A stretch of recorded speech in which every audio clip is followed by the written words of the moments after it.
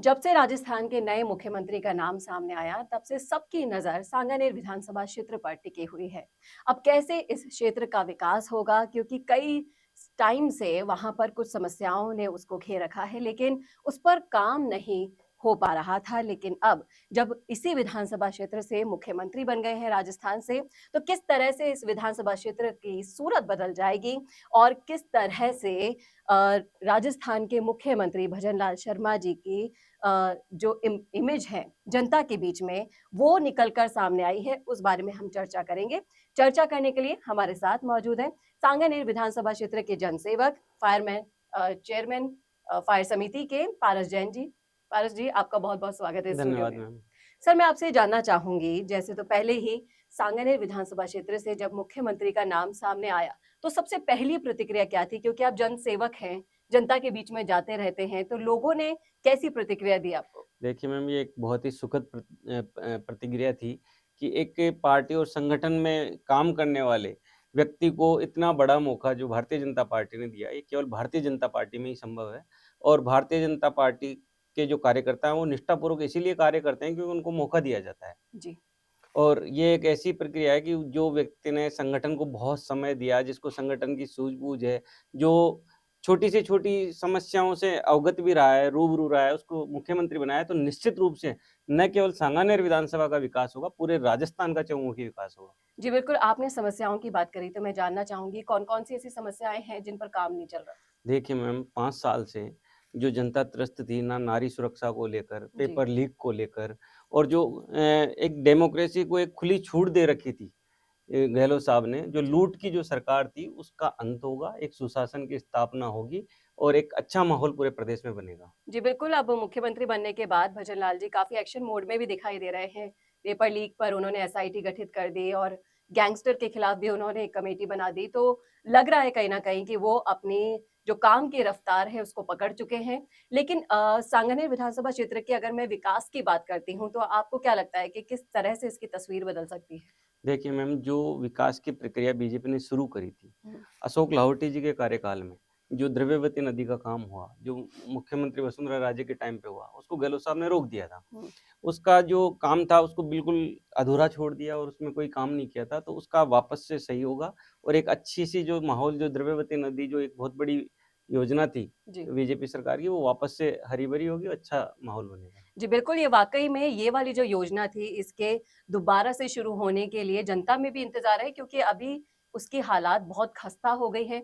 पूरे 5 साल उस पर कांग्रेस सरकार ने ध्यान ही नहीं दिया, इसलिए उम्मीद भी है कि अब उससे जो दशा और दिशा दोनों बदल सकती थी, वो कहीं न कहीं एक पर्यटन की दृष्टि से भी बहुत अच्छा रहेगा। देखिए मैम, कांग्रेस सरकार ने केवल तुष्टिकरण की नीति अपनाई जी। और उसी के आधार पे सांगानेर में छात्रावास का आवंटन किया, जो कि हमने काफ़ी विरोध किया और वो हुँ। रुका पड़ा है और अब नहीं होगा।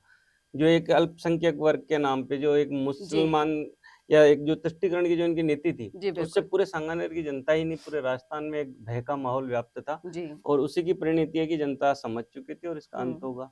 और आने वाले समय में जो सांगानेर की विकास है, जैसे बिशलपुर का पानी है और भी जो भी कुछ कॉलोनियाँ थी जो डेवलप नहीं हुई, पृथ्वीराज नगर की कुछ कॉलोनियाँ थी जो डेवलप नहीं हो पाई, नियमन नहीं हो रहे थे, पट्टे हुँ। नहीं मिल रहे थे। ऐसे कई मुद्दे हैं जिन पे जनता त्रस्त थी, रोज़ चक्कर लगाती थी, लेकिन जो हुँ। गहलोत साहब का राज था उसमें अधिकारियों को खुली छूट दे रखी थी। जी। उस पे लगाम लगेगी और निश्चित रूप से जनता के हित के कार्य होंगे। जी, बिल्कुल, ये तो आपने सही कहा कि जनता के हित के कार्य तो होंगे ही, इसमें कोई दो राय नहीं है। लेकिन एक सवाल और है, चुनावों के वक़्त का मैं जानना चाहूँगी आपसे, जब चुनाव हो रहे थे और जब उम्मीदवारों की घोषणा हो रही थी, तो पुष्पेंद्र भारद्वाज की अगर हम हिस्ट्री देखें, तो कहीं न कहीं वो बहुत ज़्यादा दावेदार लग रहे थे जीत के। लेकिन जब परिणाम सामने आया, तो स्थितियाँ बदल गई थी, हालात बदल गए थे और उनके जो सोशल मीडियाज़ पर जो वीडियोज़ वायरल हुए थे, अ, मैं उनका वर्णन ज़्यादा अभी स्क्रीन पर नहीं करूँगी, लेकिन जो वायरल वीडियोज़ देखने के बाद ये लग रहा था कि हारे हुए प्रत्याशी को मौका दोबारा देना क्या कांग्रेस की बड़ी गलती रही थी वहाँ पर? क्योंकि देखिए भजनलाल जी का जब नाम वहाँ से आया, उस सीट से, तो हर कोई कह रहा था कि भई नया चेहरा है, इनको कौन जानता है, इन्होंने क्या काम किया है? बहुत सारे ऐसे सवाल खड़े थे, लेकिन उन जीत के बाद उन सारे सवालों का जवाब भजनलाल जी ने तो दे दिया था, लेकिन उनका क्या?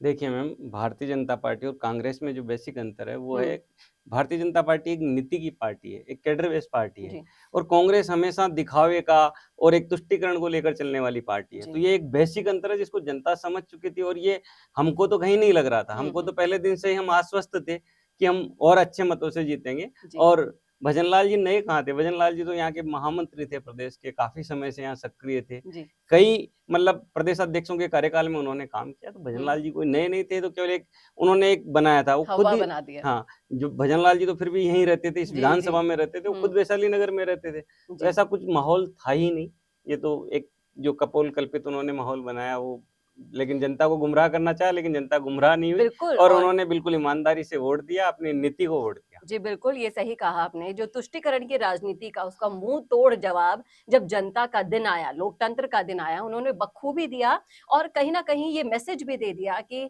देखिए, इस बार के चुनाव में ये निकल के सामने आया कि जहाँ से स्थानीय नेता खड़े हुए हैं, उन्होंने ही ज़्यादा जीत दर्ज की है।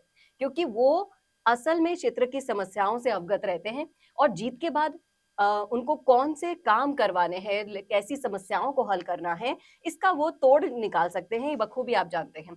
इसी के साथ-साथ मैं एक और आपसे प्रश्न पूछना चाहूँगी कि जिस तरह से कांग्रेस की रेवड़ियाँ जो योजना की बाँटी गई थी, आपको नहीं लगता कि बीजेपी जब से सरकार में आई है, एक से बढ़कर एक जब वो फैसले ले रही है, चाहे से वो पहले से ही राम मंदिर का चल रहा था, लेकिन अब जिस तरह से राम मंदिर का दिन नज़दीक आता जा रहा है और भी एसआईटी गठित हो रही है, पेपर लीक मामलों पे, भ्रष्टाचार के खिलाफ बहुत सारे ऐसे हैं, एक्शन मोड पे आ गई है और ईआरसीपी का जो छक्का उन्होंने लगाया है, वो कहीं न कहीं इन योजनाओं पर भारी नहीं पड़ जाएगी?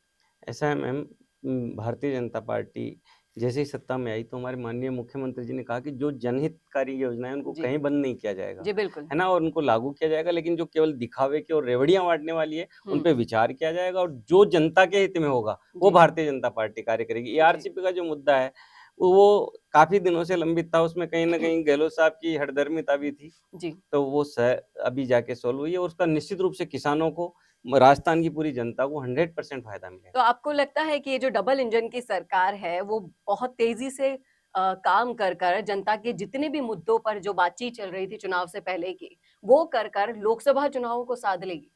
मैम, लोकसभा चुनाव को साधने जैसा बीजेपी का विषय नहीं है। बीजेपी एक ऐसी पार्टी हो गई हुँ, जो पूरे राष्ट्र निर्माण पे काम कर रही है। जी, कहीं भी ऐसा कोई विषय नहीं है भारतीय जनता पार्टी की कि किसी मुद्दे को बना के और वोट अर्जित करना हमारा उद्देश्य नहीं है। हम विचारों के लिए काम करने वाले लोग हैं। जी। हम संघ की विचारधारा से काम करने वाले लोग हैं।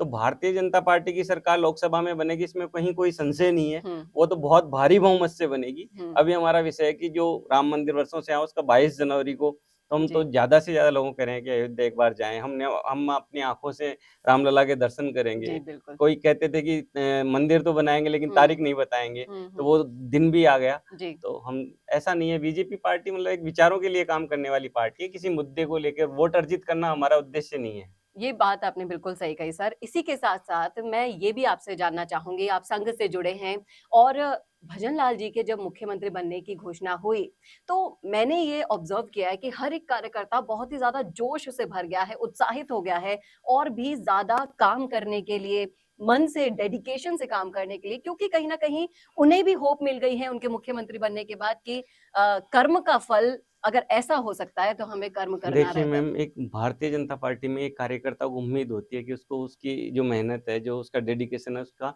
कहीं न कहीं मतलब प्रतिफल मिलता है। जी, ये एक भारतीय जनता पार्टी से एक सामान्य आदमी को हुँ। मुख्यमंत्री बनाना, ये मतलब कहाँ कल्पना कर सकता है? जी, तो बिल्कुल। अपने आप ही जो ऊर्जा का संचार सही हुआ है, कहा। वो इतना हुआ है कि हुँ, मतलब बहुत ज़्यादा लोग इन दिनों जुड़े हैं, और हुँ। ये एक बहुत अच्छा मैसेज पूरे राजस्थान जी, में गया है। बिल्कुल, पंक्ति में खड़े हुए उस आखिरी कार्यकर्ता में भी इन्होंने 100% जोश भर दिया है इस फैसले से। इसी के साथ-साथ एक और प्रश्न मैं पूछना चाहूँगी, हमारे बहुत सारे फॉलोवर्स हैं, वहाँ मैं कमेंट्स पढ़ती हूँ जब सुनती हूँ कि जो मंत्रिमंडल में देरी हो रही है, उसके अंदर कहीं न कहीं जैसा कि इस बार जातीय समीकरण जो साधे जा रहे हैं, वो कहीं न कहीं इस देरी का कारण बन रहा है। मैम, मैंने पहले ही कहा कि हम नीतिपूर्वक काम करने वाले हैं, हुँ, और मोदी जी की विचारधारा के साथ काम करने वाले हैं। 3 स्टेट में भी सरकार बनी है, सब जगह के मंत्रिमंडल बन रहे हैं। पूरे विचार-विमर्श से एक-एक कार्यकर्ता को मौका देना, किसी जातिवाद को लेकर पार्टी काम नहीं करती। जी। जो अच्छे लोग हैं उनका चयन करके एक अच्छा-सा मैसेज जाए और अच्छे से काम करें, राजस्थान की जनता के हित में काम करें, यही उद्देश्य है। और एक बहुत अच्छा मंत्रिमंडल आपको देखने का मिलेगा, पूरे जी, राजस्थान की जनता को खुशी मिलेगी। उसी की जिस तरह उम्मीद जताई जा जिस रही तरह है। से मुख्यमंत्री का इंतज़ार था और मुख्यमंत्री को पाकर राजस्थान की जनता अभिभूत है, उसी तरह मंत्रिमंडल को पाकर भी राजस्थान की जनता खुशी से फूले नहीं समाएगी। जी, बिल्कुल।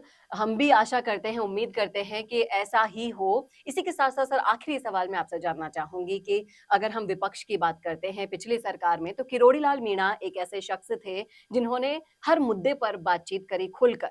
अ, अगर जो सामने एक जना खड़ा था वो सीना तान कर, वो किरोड़ी लाल मीणा दिखाई दिए थे उन मुद्दों पर। उनको मुख्यमंत्री पद नहीं मिला, उप मुख्यमंत्री पद नहीं मिला, तो अब उनके जो फॉलोवर्स हैं, प्रशंसक हैं, वो चाहते हैं कि उनको गृह विभाग मिले या स्वास्थ्य विभाग मिले।